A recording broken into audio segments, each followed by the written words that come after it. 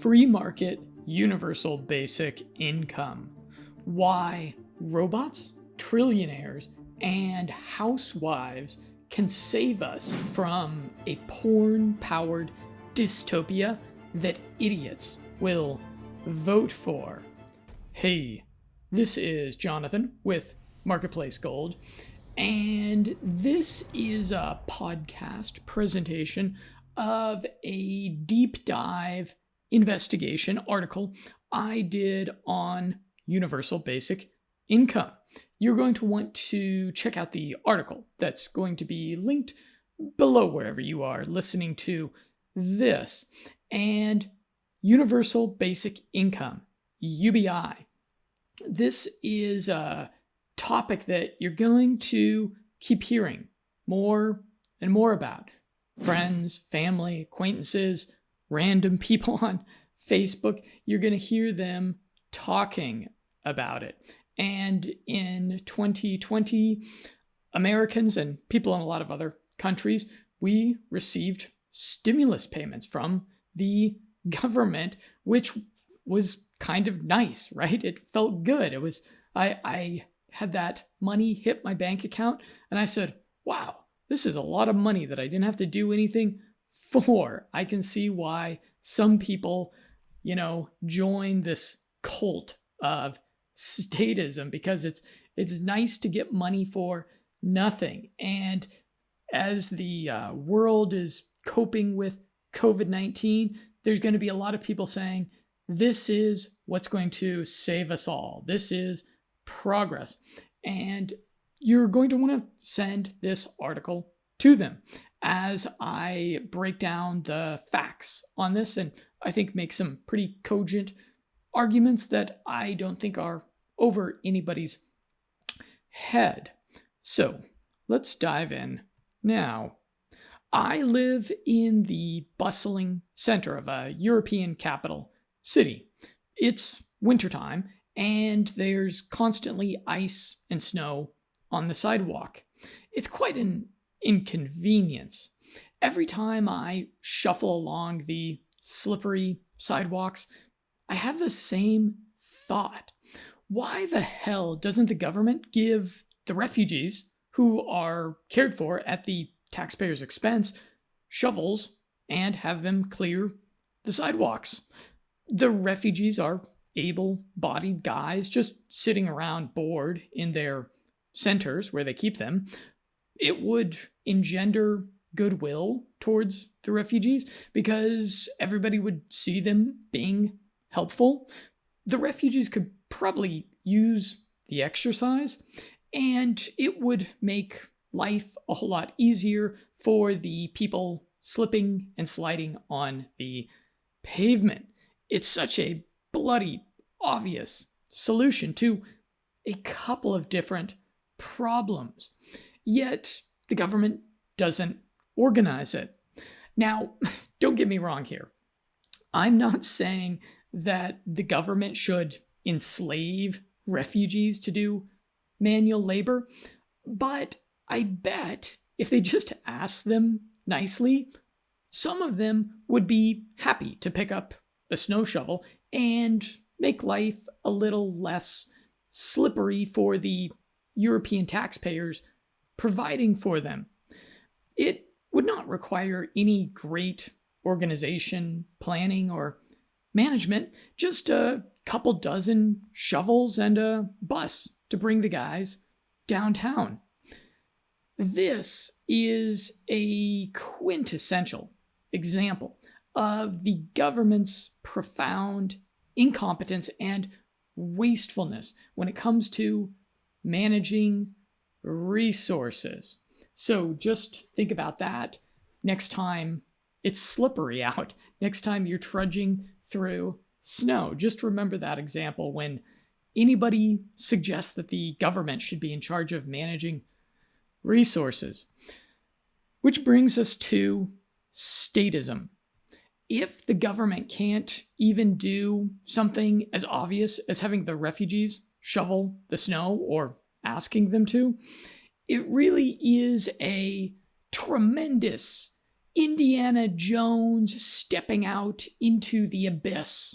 If you remember that scene from that classic movie, leap of faith to think that the government could effectively and honestly redistribute resources to solve the tremendous challenge of technological unemployment. This great undeserved faith that people put in the government is what we call statism. Karl Marx said that religion was the opium of the foolish masses, but really, Marxism is the opium of foolish intellectuals. So this brings us to a discussion of what I call free market universal basic income. Universal basic income might work if it's truly voluntary, delivered by the free market and administered by benevolent artificial intelligence. If not, it will surely become Communism 3.0 and will result in a metaphorical and likely literal mountain of smoldering bodies. For example, in 20 or 30 years, the trillionaire shareholders of Amazon.com decide to offer free 3D printed modular apartment housing. The cost of manufacturing and distributing the component parts of 3D apartments gets so low that the fabulously wealthy shareholders of Amazon decide altruistically to give free housing to anyone who wants it. Imagine numerous Fortune 50 firms doing this, and a universal basic living standard could be provided for free to the public in the same way that Google Maps is free. And in my article, I put universal basic income in parentheses because we all know that nobody really wants universal basic income. Ask a true believer Bernie bro, a purple-haired SJW, a liberal tenured college professor, or a hammer and sickle tattooed communist, if they really think that the government should cut a $1,000 monthly check to Ivanka Trump, Lloyd Blankfein, or Kanye West, and you'll probably get a bit of a angry eye twitch. And they'll admit that what they really want is basic income to help poor and middle class people. To avert society descending into utter chaos in the age of technological unemployment, I find it highly likely that out of pure self-interest, billionaires and CEOs of major multinational corporations will sacrifice their own bottom line to provide free products and services so we can maintain a baseline standard of universal basic dignity across the population.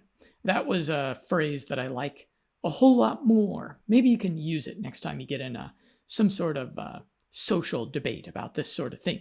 Universal basic dignity. That's, I think, a bit more important. Let's discuss the cost of UBI. It is 3.8 trillion. The popular conception of universal basic income requires that the government comes up with at least, and I have it written out, the number 3.8 trillion. It does contain 9 zeros. That's how large of a number it is. The government has to come up with that yearly to distribute to everyone. And keep in mind that the US government currently has just 48 billion in cash reserves on hand. Just 48 billion in cash. That's about enough for 4 days of universal basic income. To put that in perspective, Apple has about double the cash reserves of the US government. So let's say that we raided Apple, really shook them down and cleaned out their pockets. We would be lucky to get 10 days of universal basic income out of that. So if you can do just a little bit of math, the mathematical impossibility of universal basic income should be smacking you in the face right about now. Is it perhaps a much better idea to allow the efficient and innovative free market to provide a universal standard of human dignity? Perhaps you're a UBI proponent, and maybe you're thinking, I just don't trust rich people that much. So I'll bring your attention to the altruism of the ultra rich. Consider the altruism of some of the wealthiest people in the world.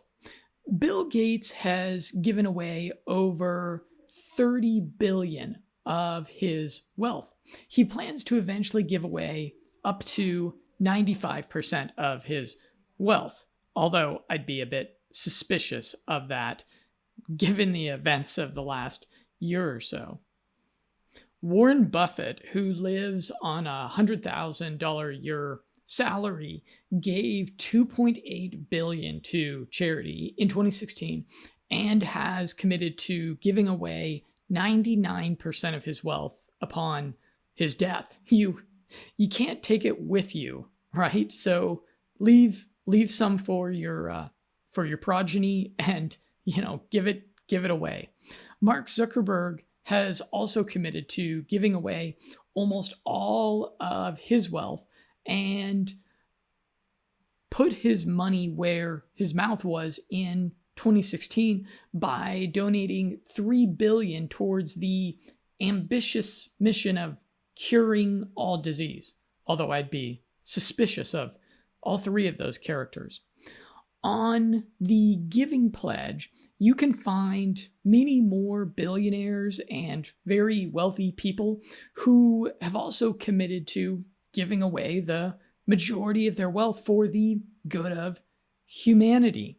And I am a bit cynical on that. I am a bit suspicious of that. But at least some of them are genuine, I would say. A cynic might say, well, these rich people are just doing all this charitable giving for tax purposes and to promote their own celebrity.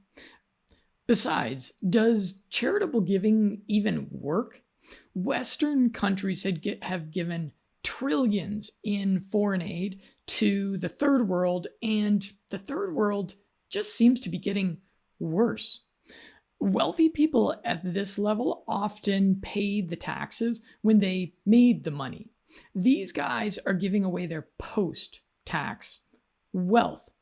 And yes, it does further their celebrity to be charitable at this scale, but it's still billions of dollars that are being used to fix some of humanity's worst problems, raising the universal living standard for all of us, instead of sitting in a fund or a sophisticated Wall Street investment vehicle. Do you think, this is an important question that a lot of my argument hinges on here, do you think that perhaps these often ingenious business people will be better at meaningfully giving away their money than the apathetic government bureaucrats are at giving away taxpayers' money? Or not even taxpayers' money, but just money that is printed? There's a clear correlation between intelligence and altruism and compassion towards the less fortunate in society. Some Dutch social scientists hypothesized, quote, The cost incurred by engaging in unconditional altruism is lower for highly intelligent people than for less intelligent people because they may expect to regain the drained resources. As a result, unconditional altruism can serve as an honest signal of intelligence. So, with these kinds of people so insistent upon giving away their wealth to the less fortunate, do we really need a coercive government redistribution scheme to provide basic income? I think not. Free market charity outperforms government welfare programs by a long shot. According to data from Health and Welfare Studies at the Cato Institute, get this, only 30% of the funds that go into government entitlement programs end up in the hands of the needy or paying for their services. Only 30%. The rest is eaten up by bureaucrats, salaries, fancy offices, along with the requisite waste, fraud, and abuse. Compare that to private charities who contribute 82% of all funds raised to the needy. And the rest goes to the fundraising efforts, the administration. Some of those charities have pretty fancy offices. Let's move forward to discuss Communism 3.0. If universal basic income were implemented tomorrow or anytime soon, with governments at all resembling the corrupt and really criminal institutions that they are now, it's going to result in another monolithic, disastrous social experiment like the USSR, Germany under National Socialism, North Korea, China under Mao, Romania under Ceausescu, Venezuela, Greece, Cambodia under Pol Pot's Khmer Rouge, or South Africa, a country that doesn't get the attention it deserves in these debates about social justice. This once rich country started implementing all the policies that social justice warriors advocate over 20 years ago. So it's kind of a good sign of how these policies work out. And currently, South Africa is a ridiculous disaster. It's well on its way to being the next Zimbabwe. Socialists, communists, Democrats, Bernie Bros, and other varieties of witting and unwitting Marxists will, of course, say, yeah, but what about Canada and various rich European countries that have strong socialist policies? They seem to be doing pretty okay, man. So these countries are running on fumes, fiat currency, money printing, and quantitative easing. These countries are, in a profound way, cheating by not paying for anything out of money actually raised by the productive economy, but instead by enslaving their children with debt. If your roommate insisted on paying their share of rent with monopoly money, how long would it be before you kick them out? These countries will be embroiled in chaos and petty violence in the event of an economic downturn or geopolitical disruption because so much of their population depend on government handouts. Look at Paris, France, with the Yellow Vest riots that have been happening there. These countries have massive unfunded entitlement programs. Baby boomers' significant health needs will pound the last nail in the coffin of their socialized healthcare institutions. These rich European socialist countries have great facades, but like ancient European architecture, which is beautiful from afar, their foundations are cracking and crumbling. In the next 5 to 10 years, we'll see these countries becoming the next Greece. Also, population replacement rates have fallen below 2 children per woman thanks to high taxation, lack of opportunity, and toxic feminism. I've traveled the world for about 9 years now, and I consistently have met smart, entrepreneurial young Canadians, Swedes, and Germans in places like Medellin, Colombia, and Kiev, Ukraine, who are fleeing the asphyxiating taxation and regulation of these countries. Social commentary aside, let's discuss protectionism. I think this could be a solution to technological unemployment. Perhaps what the government could do is restrict robots and AI from taking over various industries and domains of human endeavor, like creative work. I see no problem with banning AI and robots from writing novels, making movies, or video games. Design. We could leave humans in charge of designing the aesthetics of buildings, fashion, products, user interfaces, etc. Cooking and hospitality. Do we really want robot waiters and robot cooks? I don't think so. I'd always be willing to pay a premium for a dining experience. The caring economy. Massage therapists, talk therapists, life coaches, etc. We don't need robots doing that stuff. The education economy. As the formal university system goes away, we'll see great growth in the long tail of the education economy. I don't see AI replacing online professors, gurus, language teachers, coaches, or talk show hosts. And finally, the artistic and leisure economy could grow to employ a significant proportion of our population.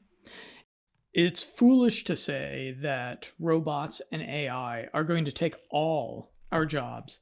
Truck drivers, factory workers, and programmers, yes, you guys are on the chopping block. But there's a lot of other jobs out there that will be in demand no matter how advanced technology gets. Let's move on to talk about porn and video games. UBI proponents will say that if people don't need to work for wages at a job anymore, they can spend their time starting a small business, working in their community, exercising, doing a personal development project, or writing a book. And that's just not very realistic. Humans consistently respond to incentives. If all the incentives are to not work, you'll really see the death of human dignity as much of the population just stops working on anything. Mark Kinchelo says that if everyone just gets UBI from the government, some people who would take the small check would go and start a business, engage in other productive forms of self-employment, or work part-time, depending on their situation. There would also be far too many people who would simply take the government handout and sit in front of a TV all day or go fishing. Going fishing sounds a whole lot better than how I imagine most people would spend their time. I think Mark is optimistic to even think that people would leave the house to go fishing. Though, without an incentive to work, at least half the population will go on a nonstop diet of porn. And just imagine what VR porn will be like in 10, 15, 20 years. Weed, video games, and funny YouTube videos. So let's talk about risk. In a fantasy world of perfect platonic forms, I can see the appeal of universal basic income. But in reality, it's a very dangerous idea. I would not be surprised if the political struggle that will ensue over universal basic income, I would not be surprised if it engulfs our society in violence and tribal warfare. Why is UBI so risky? First of all, contrary to what you might hear someone like Andrew Yang saying, it will be very political. While the proponents of UBI aspire to these high-minded ideals of equality and justice, our political system and mainstream media will turn it into a divisive pissing match. You can just think of Trump versus Clinton in 2016 or Obama versus the Tea Party in 2013. Currently, UBI is mostly in the purview of intellectuals, people more interested in economics and philosophy than they are in football or celebrity gossip. One of the big mistakes that people make is assuming that everyone is as intelligent as them. I'll say that again because it's kind of important. One of the big mistakes that people make is assuming that everyone is as intelligent as them. The world looks very different to a person with an IQ of 90 than it does to a person with an IQ of 105. As George Carlin said, think of how stupid the average person is and realize that half of them are stupider than that. So, despite the simple mathematical impossibility, despite the simple immorality of stealing that UBI entails, despite the bad incentives it creates, despite the bloody history of government redistributionist schemes, the less intelligent half of the electorate, maybe more than half, will vote for UBI. They'll like and retweet for UBI.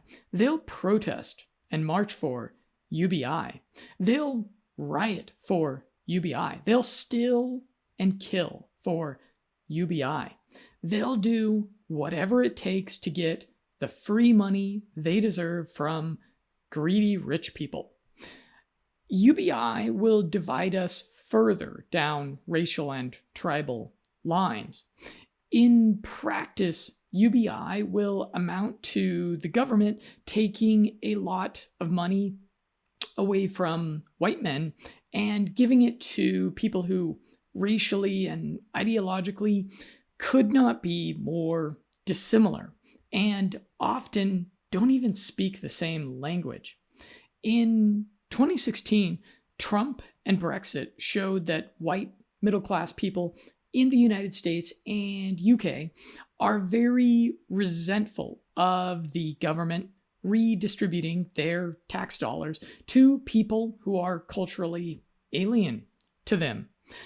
UBI will be like dropping a nuke on the geopolitical battleground of the race wars, which we now see burning in major cities in diverse Western countries. If the government announces another giant program to redistribute wealth and resources, white guys will reach for their AR-15s. UBI proponents will say, but conservatives should like UBI because it will replace the welfare system. You hear this one a lot. Welfare is an entrenched, bureaucratic part of the government. The thousands of government employees who administrate the vast welfare system and the 100,000 plus million Americans who depend upon welfare are not simply going to go away. No, they will strike, protest, and riot in the streets while politicians and legislators argue for years on end about which welfare programs to cut and which to keep. Ultimately, UBI is welfare. Actually, it's a historically unprecedented expansion of the welfare system. Instead of just the people who ask for welfare getting welfare, now everyone gets welfare. All the problems with welfare will be multiplied exponentially. UBI is a wet dream for unfireable big government bureaucrats and leftist politicians who secretly hate the free market. UBI is just the type of big government program that brings out the worst of politicians. UBI is just a fancy phrase for the guys with the guns stealing money from the people with the money to give free stuff to poor people so they will vote for them. So it's not unfair to call UBI Communism 3.0, because everyone should remember from their grade school civics classes that communism is a step beyond socialism, a further centralization and expansion of a government that tries to take care of everyone. Welfare is socialism. UBI is welfare on steroids, which requires expansion of government power, so UBI would be Communism 3.0. The second iteration of communism was the various democratic socialist states that were implemented around the second half of the 20th century, many of which are now devolving into true totalitarianism. And I wrote that about 3 years ago. And if you look at the stark state of tyranny that we have now under COVID, it's hard to argue that in many countries we're under tyranny, we're under control of the population that is greater than what prisoners in jail deal with. So I think that was, I don't think that was a hyperbolic prediction I made there. Next, let's talk about Mime-onomics.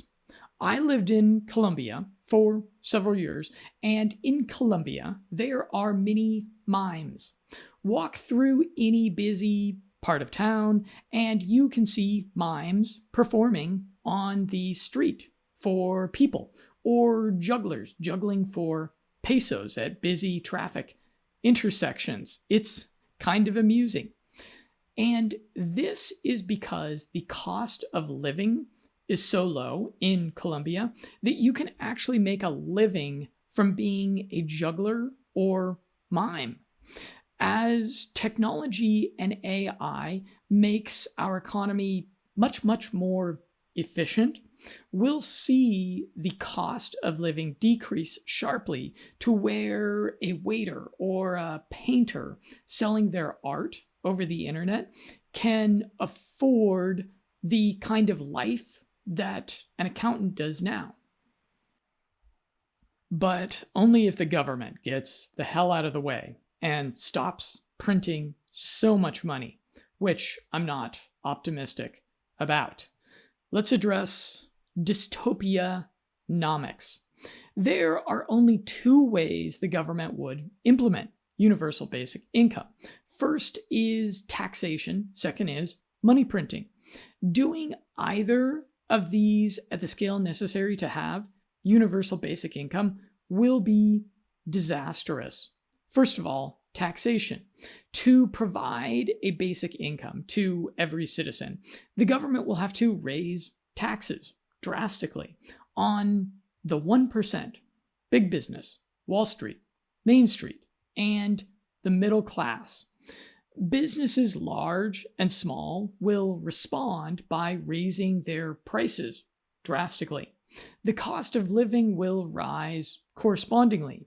Even if we tax the robot's labor, as Bill Gates recently suggested, the owners of those robots will just increase the prices of what the robots produce.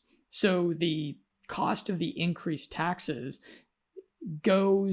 trickles down to even the poor people, and it trickles down to the middle class people. The very rich people, the 1% people, will be the ones who can afford the $900 an hour attorney to set up a flow-through corporation in the Caymans or Panama or the City of London, and they'll end up avoiding a lot of that taxation. Secondly, money printing.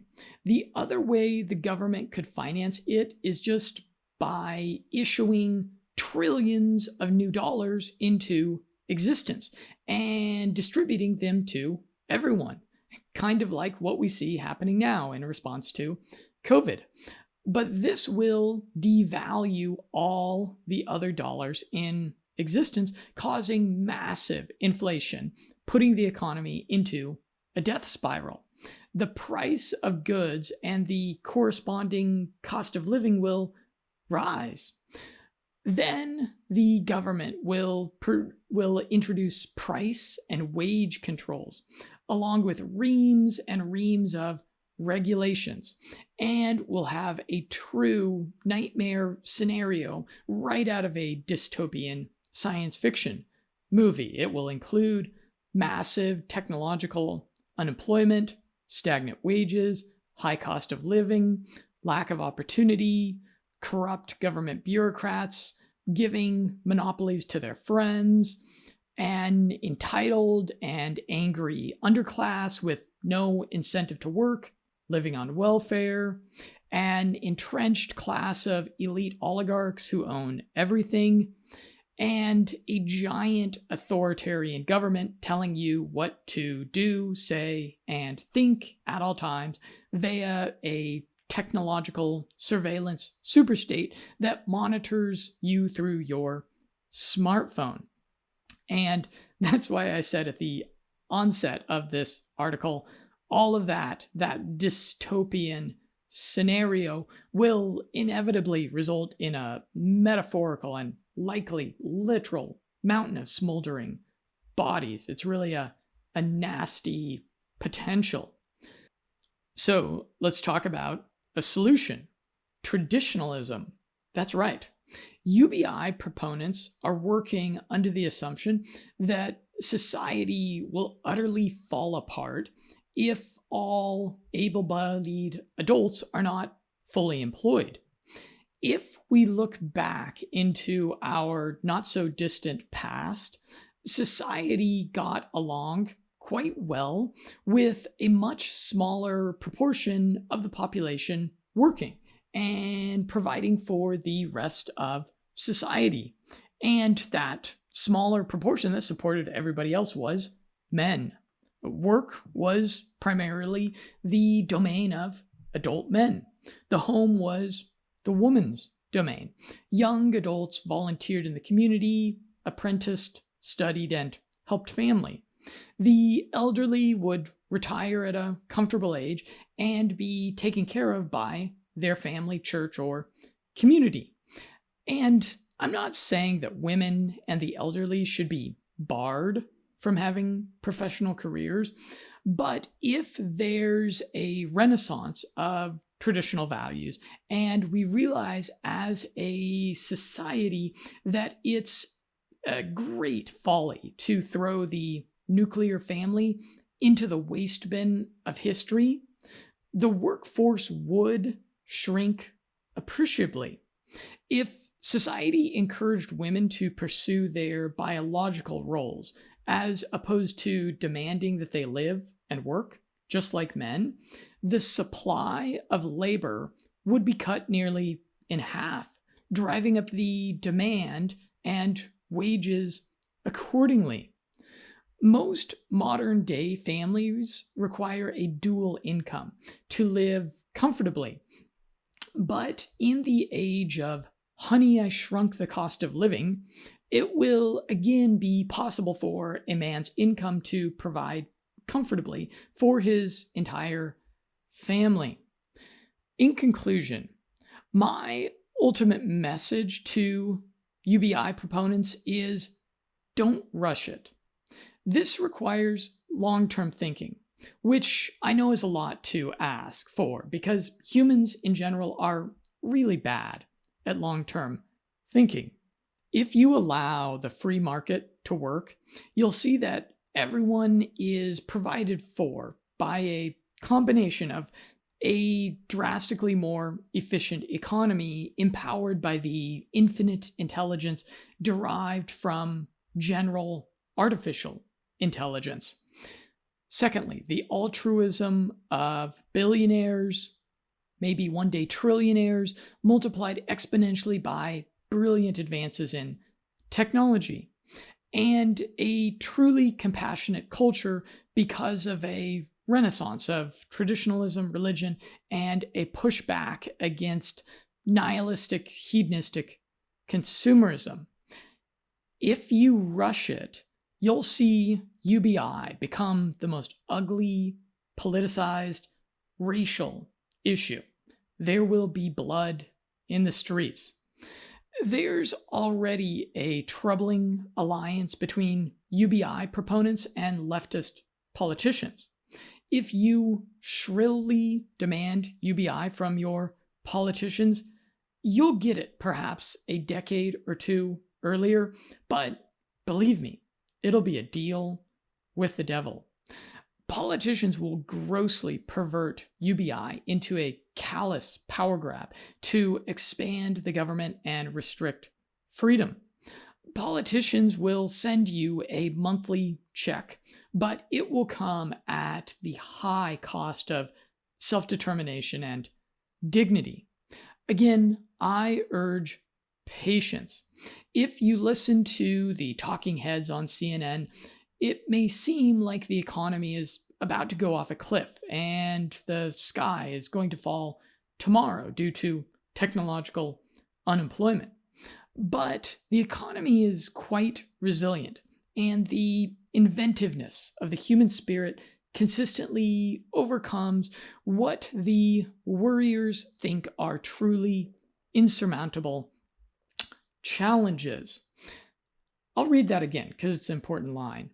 The economy is quite resilient, and the inventiveness of the human spirit consistently overcomes what the worriers think are truly insurmountable challenges. The popular definition of insanity is doing the same thing over and over again and expecting different results. If you rely on the government to provide for your every need while giving it massive power to tax and redistribute resources, which is what UBI is, well, that's been tried too many times before in Russia, North Korea, Greece, Germany, Venezuela, Romania, and South Africa. We know from history that you're not going to get a socialist utopia out of that.